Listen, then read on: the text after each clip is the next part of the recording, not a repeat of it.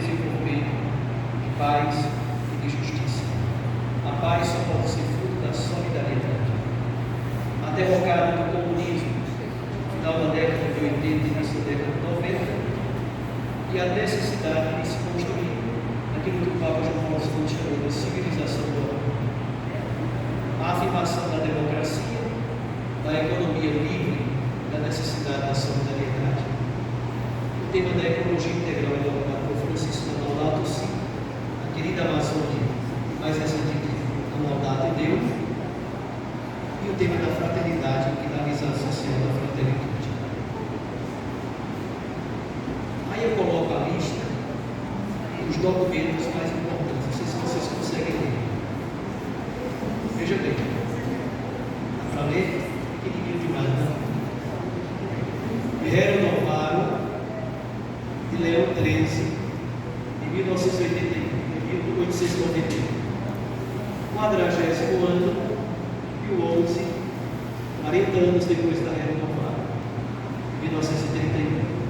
Mater et Magistra, de João 23, 70 anos depois da Era Novaro, 1961. Pater Interes, de João 23, naquela ocasião da crise dos mísseis de Cuba. A crise foi em 62, João 23 escreveu em 63. Gaudium et Spes, no Vaticano II.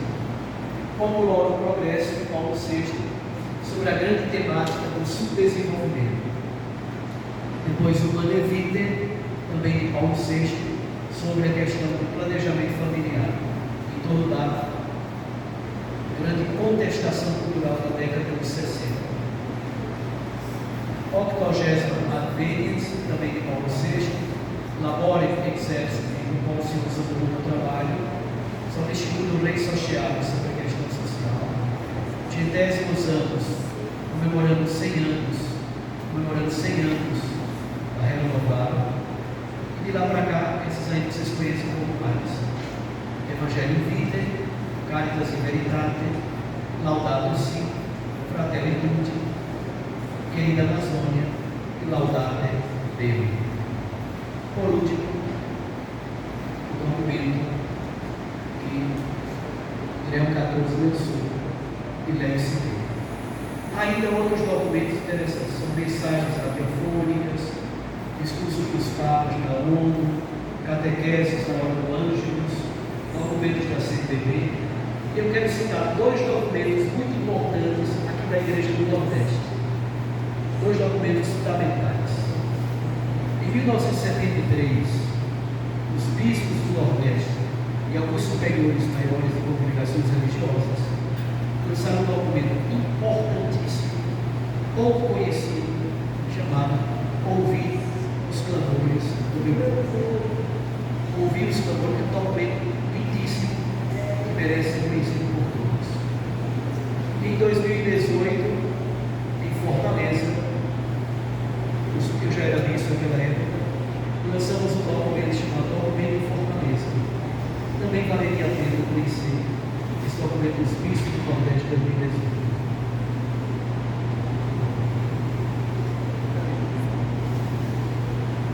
Concluo somente dando uma pincelada do documento de Lex Dei. Do que trata esse documento de Lex Dei? Primeiro, o que significa o título? De Lex Dei provém de Apocalipse, capítulo 3, versículo 9.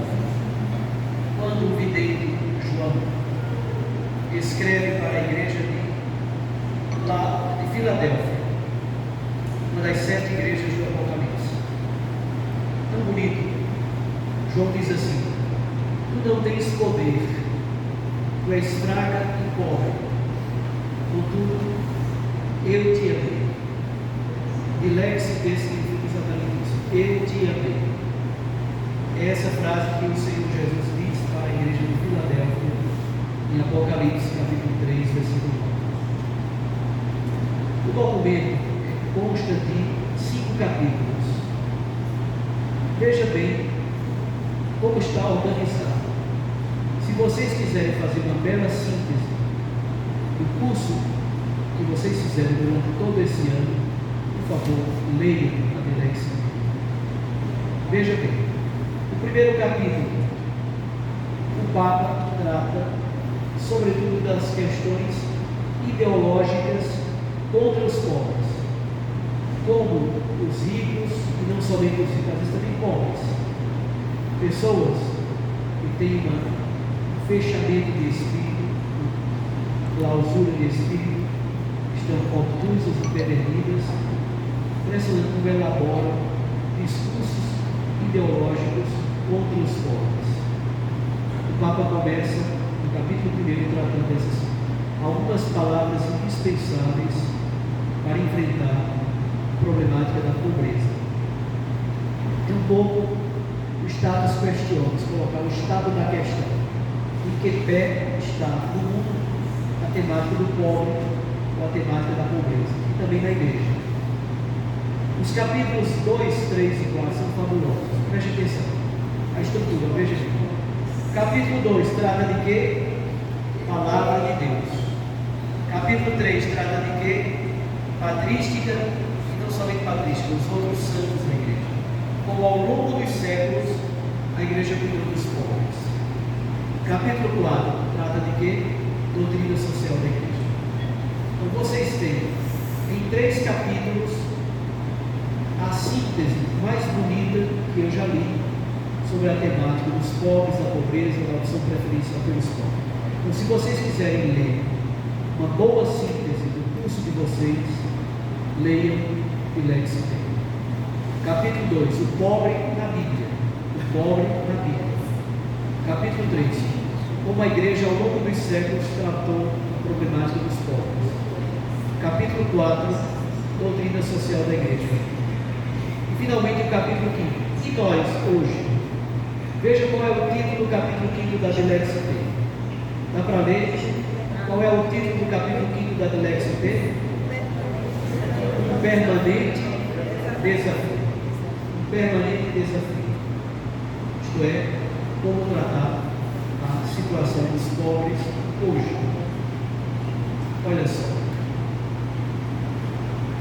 Eu só vou dizer 3 palavrinhas sobre cada capítulo. Na introdução, o Papa diz, retomando Apocalipse 3, que eu tinha lido, é aquilo que o Papa, que Jesus diz, por meio do vidente João, à igreja da Filadélfia: tens pouca força, tens pouco poder, mas eu te amei. A partir dessa palavra, está em João, em Apocalipse 3, 8 e 9, o Papa escreve o seu amor. E o Papa começa dizendo: para entendermos o amor aos pobres, é preciso recordar aquilo que o Papa Francisco disse na encíclica Delegue-se Dos. Ele escreveu um documento sobre o Sagrado Coração de Jesus, o amor humano de Jesus, como Jesus ama as pessoas. O amor de Jesus pelos pobres deve ser o amor da igreja pelos pobres. E aí ele junta, na introdução, Maria Santíssima, o Magnificat, tudo aquilo que Maria canta. Ele derramou dos poderosos dos tronos, elevou os vivos, saciou de bens os famintos e despediu os ricos sem de mãos vazias. O Papa começa com estas citações: a igreja de Filadélfia, Maria Santíssima, o amor de Jesus pelos pobres e a continuidade com o Papa Francisco na Delegue-se em Mim. Capítulo 1. Algumas palavras indispensáveis. Aqui, sobretudo, o Papa recorda que a pobreza é um fenômeno multifacetado. Guarde essa palavra. O Papa elabora o conceito de pobre não somente do ponto de vista socioeconômico. Ele também, como é comum em Francisco, ele trabalha o tema das periferias existenciais. Os pobres socioeconômicos, mas também os pobres culturais, os pobres porque não receberam, não experimentaram o amor de Deus. Pobreza como fenômeno multifacetado. pobreza econômica, pobreza social, pobreza cultural, pobreza de saber, todos os tipos de pobreza, fenômeno multifacetado. Segundo, os pobres não existem por acaso. Talvez essa seja uma das afirmações mais importantes desse capítulo 1 de Lexio D. A pobreza, os pobres, não existem por acaso. E aí o Papa trata das causas estruturais da pobreza. Causas estruturais da pobreza. E finalmente, ele enfrenta os vários discursos ideológicos que tem para condenar e massacrar os pobres e que a culpa é deles. Esse primeiro capítulo é muito interessante para desbaratar estas coisas. Primeiro, a pobreza é um fenômeno multifacetado. Segundo, os pobres não existem por acaso, há causas estruturais. Terceiro, enfrentar os discursos ideológicos que querem marginalizar e criminalizar os pobres como causadores e responsáveis por sua própria pobreza. O capítulo 2 é o capítulo da Palavra de Deus. Ele começa exatamente com o Antigo Testamento, perpassa todo o Antigo Testamento, lendo como a Bíblia Sagrada trata do pobre. Deus como amigo e libertador dos pobres. Jesus como Messias pobre, da manjedoura até a cruz. A condição social de Jesus como artesão. O programa de Jesus na sinagoga de Nazaré, ele lê Isaías 61:2. As bem-aventuranças como constituição fundamental de Jesus Cristo. A misericórdia para com os pobres na Bíblia. O amor a Deus e ao próximo. Mateus 25 como critério de salvação. E como a caridade deve ser vivida em nossas comunidades eclesiais. Capítulo 3. Uma igreja para os pobres. A lista de santos que o Papa passa em revista é impressionante. Ele pega Paulo, os 7 primeiros diáconos dos Atos dos Apóstolos, São Lourenço, depois, século II, Inácio de Antioquia e São Justino. O grandíssimo. Se vocês quiserem conhecer um grande santo para essa questão social, leiam João Crisóstomo. Talvez seja um dos santos mais sensíveis para a problemática da caridade, da pobreza, das questões sociais. São João Crisóstomo e Agostinho. Depois, o Papa trata de alguns temas, como alguns santos trataram os enfermos. São Cipriano, São João de Deus, Santo Amigo de Leles, São Vicente de Paulo e Santa Luísa de Marilac. Como a vida monástica tratou os pobres. São Basílio, São Bento, São João Cassiano e São Bernardo de Claraval. Depois, congregações que surgiram para libertar os prisioneiros naquele período das cruzadas, mas não somente. São João da Mata, São Félix de Valois, Pedro Nolasco, São Raimundo de Penhaforte. Passa em revista sobre as ordens mendicantes do século XIII, São Francisco de Assis, Clara de Assis e São Domingos de Gusmão. Depois, ele continua, santos que se dedicaram à educação das crianças e pobres. São José de Calazans, São João Batista de La Salle, Marcelino de Champagnat, Dom Bosco e o Beato Antônio Rosmini. Muitas, inúmeras congregações femininas que nasceram também nesse contexto. As Ursulinas, Bestas Frias e outras também. Santos que se dedicaram a cuidar dos migrantes. São Scalabrini, Santa Francisca Cabrini. O Papa trata da Caritas Internacional, o papel da Caritas Internacional. E, finalmente, trata de santos mais perto de nós. Teresa de Calcutá, Santa Dulce dos Pobres, Bento, Charles de Foucault e Catarina de Drexel. E uma das coisas mais bonitas que eu achei nesse capítulo, o Papa não esquece de tratar dos movimentos populares dos líderes populares de hoje que continuam cuidando dos pobres, doentes, cuidando da educação dos pobres. É um capítulo absolutamente formidável, esse capítulo 3 da DLX. E o capítulo 4, uma história que continua. O capítulo 4 é uma síntese sobre a doutrina social da igreja.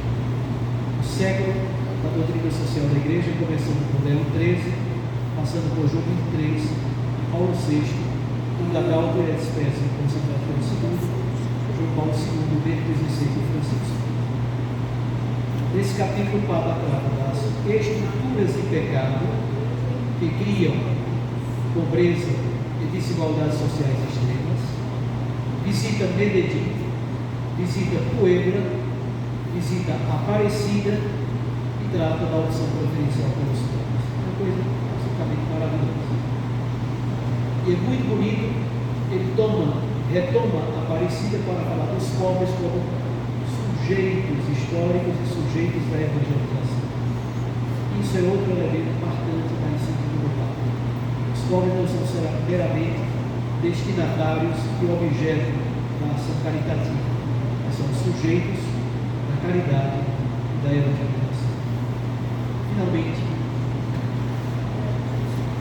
é um grande desafio para nós, um permanente desafio para a igreja. O cuidado com os pobres faz parte da grande tradição da igreja. O amor aos pobres é a garantia evangélica de uma igreja fiel ao coração de Jesus. E no final de tudo, o Papa retorna ao texto do bom samaritano. É um desafio inadiável para a igreja de hoje. E a última palavra dele é sobre a esmola. Muito bonito no final como ele une a luta pela destruição de todas as injustiças, todas as causas estruturais que geram pobreza, mas também a esmola e a doação concreta ao pobre que está em nossa porta morrendo de fome. Quer, talvez a última frase resume tudo, quer através do empenho para mudar as estruturas sociais injustas, quer através da esmola, que os pobres sintam que as palavras de Jesus são para eles. Eu te amo. Vamos dizer então juntos essa última frase agora. Vamos dizer, cada pé dizer junto lá. Quer através do empenho para mudar as estruturas sociais injustas, quer através da esmola, que os pobres sintam que as palavras de Jesus são para eles. Eu te amo. Amém. Amém.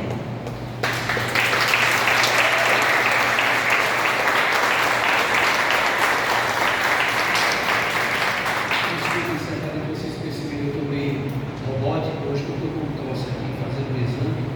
Vou passar o dia todo com esse negócio, por isso que eu estou meio robotizado.